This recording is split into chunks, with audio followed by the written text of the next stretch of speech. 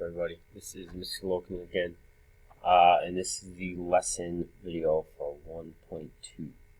1.2 is on linear measure and precision. Basically what we're talking about is we're just talking about how to measure things, how we want to measure things in this class. And we start off by only 2 vocab words. So first vocab word is line segment.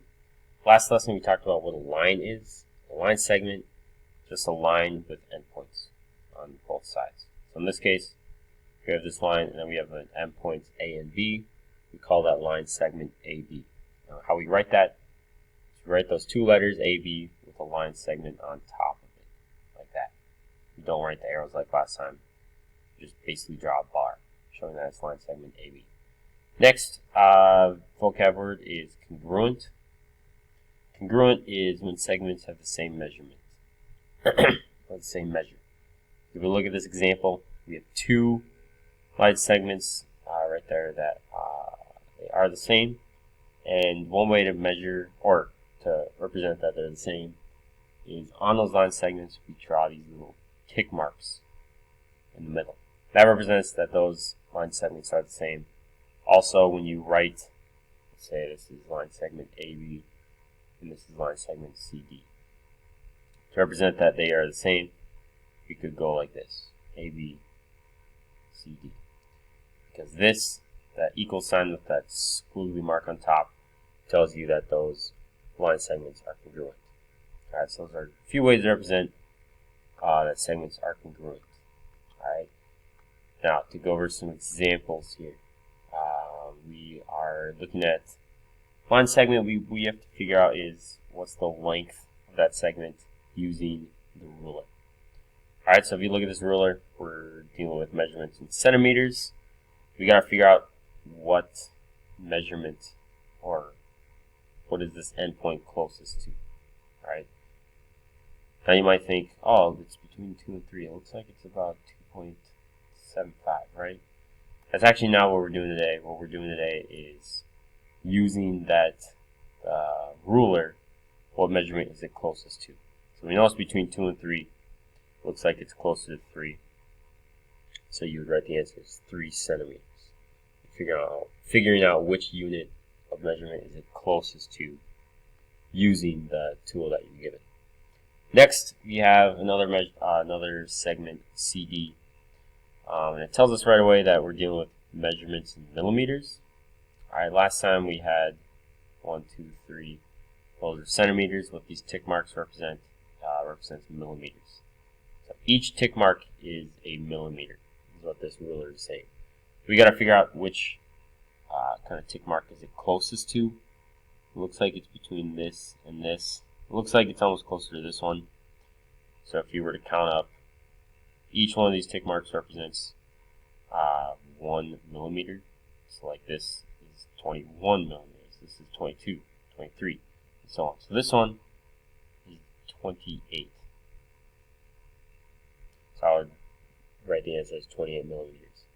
And if you were doing this and you wrote 27, that's fine, because it's not like an obvious answer. We're just kind of estimating this lesson.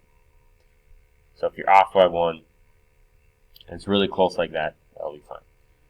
We'll skip this and we'll move to this next one. What we have is a ruler that's dealing with inches, and we got to first figure out what each of these tick marks represent.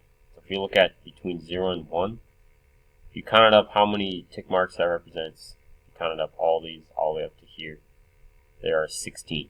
So that tells us each of those tick marks represents 1/16 of an inch. So if you look at this measurement, it looks like it's closest to this. So if you count it up, 1, 2, 3, 4, 5, and so on, you figure out that tick mark was 13/16. Alright, so the answer would be 1 13/16 inches. Alright, it's what measurement is it closest to on that measuring tool that we're given. Alright, so next thing we're talking about is what's called precision. Precision is, the definition is the smallest unit available on the measuring tool. Alright, so in this case, we looked at this let's see. Smallest unit, it's basically what are those ticks representing.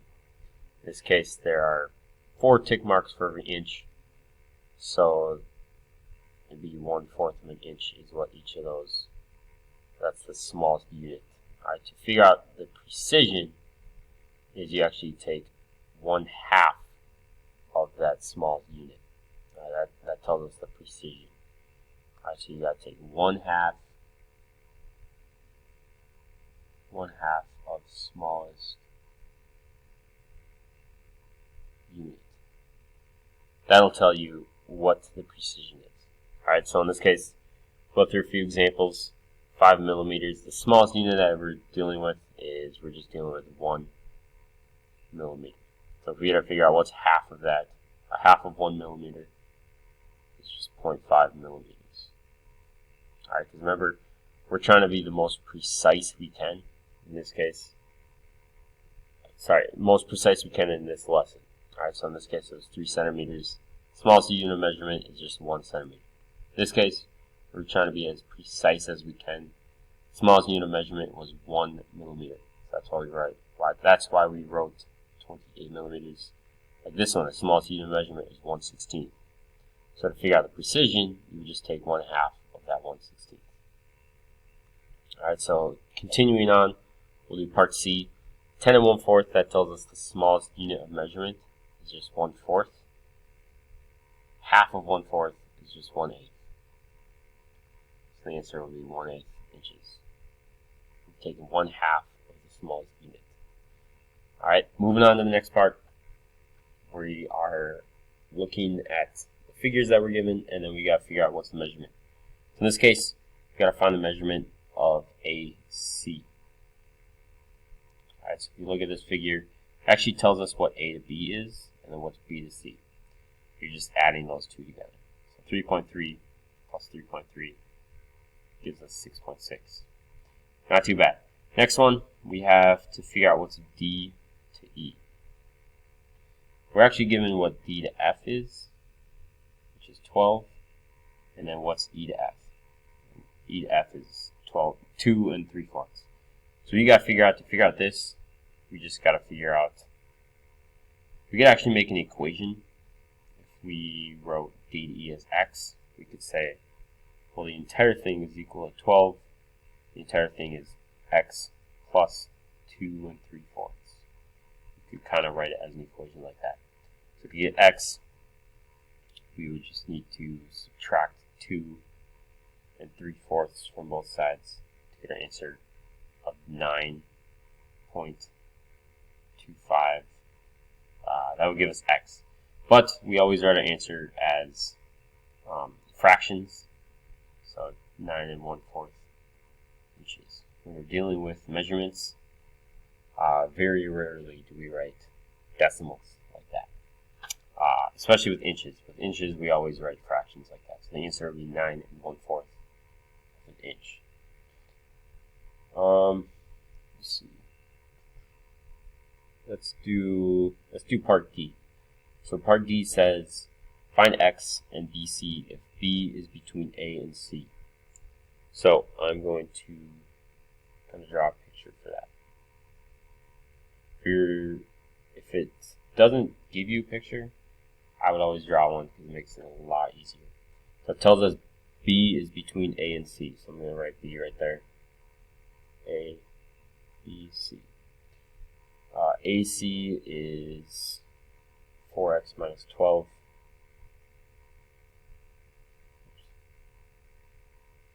So the entire thing is 4x minus 12. AB is x. And BC is 2x plus 3. So we got to figure out what's BC and what is x. Alright, so if this entire thing is 4x minus 12, we know AB plus BC would give us AC. Alright, so 4x minus 12 would be equal to x plus 2x plus 3. If you combine the like terms there, this is just algebra that you did. Quadratic, x plus 2x would give us 3x. If we solve for x, we would subtract 3x from both sides to give us x minus 12 equals 3. If we added 12 to both sides, that would give us x equals 15. Alright, so that's one answer, but it told us to find x, and it also told us what's BC. So if we figured out x is equal to 15, you could just plug in 15 for x there.